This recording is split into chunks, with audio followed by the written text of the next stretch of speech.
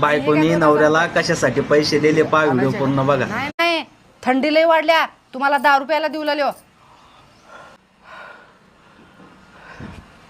आणि ऐका, 10 रुपयाची असेल तर ओल्ड मंकच प्या, त्याच्यात लय गरमी असते.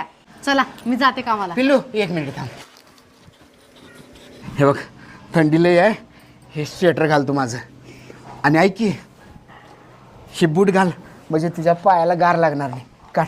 अहो पण मला लेस बांधायला येत नाही की. अगं मी कशाला आहे, मी बांधतो की लेस.